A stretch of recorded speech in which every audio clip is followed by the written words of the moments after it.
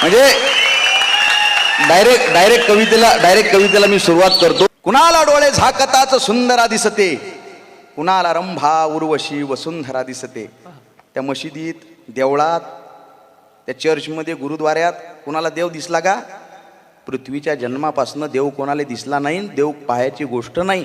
हे गाडगे बाबा सांगून गेले आणि तो दिसणार बी नाही. पण 32 कॅरेट सोन्यापेक्षा शुद्ध आपल्यावर प्रेम करणारे आपले आई वडील या समाजात आहेत आणि ते आपले खरे आई वडील, आपले देव आहेत.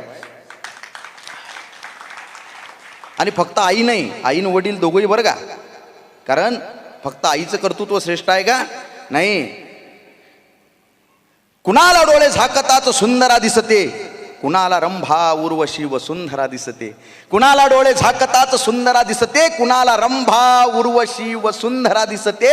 नव नाटकी जगास न जाणो काय काय दिसते, मी डोळे झाकताच राबणारी माय दिसते. वाह, क्या बात.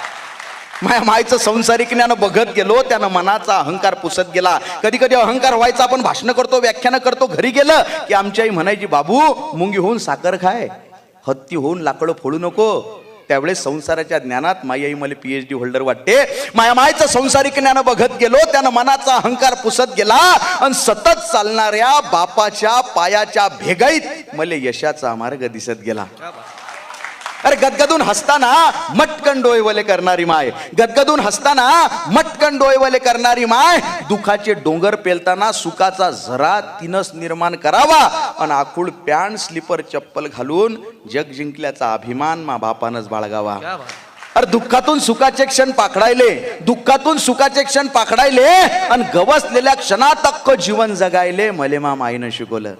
दुःखातून सुखाचे क्षण पाखडायले आणि गवसलेल्या क्षणात अख्ख जीवन जगायले मले मा माईनं शिकवलं.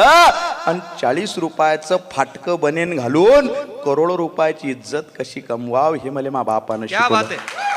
40 रुपयाचं फाटकं बनेन घालून करोडो रुपयाची इज्जत कशी कमवाव हे मले मा बापानं शिकवलं. 5-50 हजार कधी मोजले नाही. एका दमाच्या हातानं मा बापाच्या मले संकटातून सावरण्याची ताकद त्या हातात आहे. मला संकटातून सावरण्याची ताकद त्या हातात आहे. ते सारेगमप भूपाळी भैरवी कशासोबत खातात नाही माहिती आमच्या आईला, पण तिनं गायलेल्या प्रत्येक रागात मला झोपवण्याची ताकद आहे. तिनं गायलेल्या प्रत्येक रागात मला झोपवण्याची ताकद आहे. भगवद्गीतेचा आणि मामाईचा कधी संबंध आला नाही. भगवद्गीतेचा आणि मामाईचा कधी संबंध आला नाही. पण कर्मण्यवाधिकार असते हा श्लोक ती दररोज जगते. कर्म करा, फळाची आशा करू नका. भगवद्गीतेचा आणि मामाईचा कधी संबंध आला नाही, पण कर्मण्यवाधिकार असते हा श्लोक ती दररोज जगते. आणि कोण म्हणते माणूस नशिबाच्या मागे लागते? मा बाप उठल्यापासून नशीब बदलवण्यासाठी जगते आणि हे बावळट नशीब दररोज त्याच्या मागे लागते. कोणी म्हणे मा बाप आमदार आहे, कोणी म्हणे मा बाप खासदार आहे, कोणी म्हणे मा बाप जहागीरदार आहे. कोणी म्हणे मा बाप आमदार आहे, कोणी म्हणे मा बाप खासदार आहे, कोणी म्हणे मा बाप जहागीरदार आहे. छाती फुटेपर्यंत हा पठ्ठ्या सांगत असतो मा बाप इमानदार आहे. हा बाप इमानदार आहे. मानलं रे, मानलं की आमचा बाप आम्हाला गरिबीनं पोचतो, पण आम्हालाच माहित आहे तो त्याच्यासाठी काय काय सोसतो. असतील लखोपती करोडपती लोक या जगात, पण हसून दाखवा आनंदात जसा मा बाप दुःखात हसतो. हसून दाखवा आनंदात जसा मा बाप दुःखात हसतो. कितीतरी सुंदर चेहरे हजारो नजारे पाहिले असतील काळवणलेल्या डोळ्यानं मा मायच्या, पण घमंड आहे मले की आजही माझा चेहरा तिला जगात सगळ्यात सुंदर दिसतो.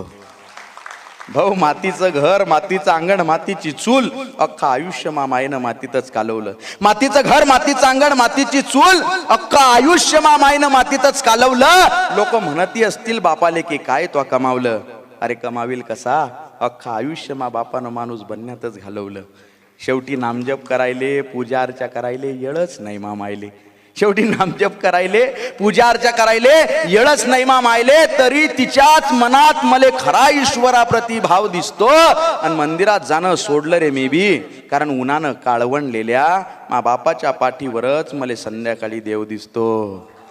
शेवटी याच मायबापाचं नामस्मरण करत मले मरण येऊ दे आणि दमशील देवात हा चमत्कार होऊ दे. शेवटी याच मायबापाचं नामस्मरण करत मले मरण येऊ दे आणि दमशील देवात हा चमत्कार होऊ दे. तो स्वर्ग, तो मोक्ष तुझा तुलाच राहू दे. तो स्वर्ग, तो मोक्ष तुझा तुलाच राहू दे. पुन्हा फक्त एकदा याच मायबापाच्या पोटी जन्म घेऊ दे, पुन्हा फक्त एकदा याच मायबापाच्या पोटी जन्म घेऊ दे. धन्यवाद.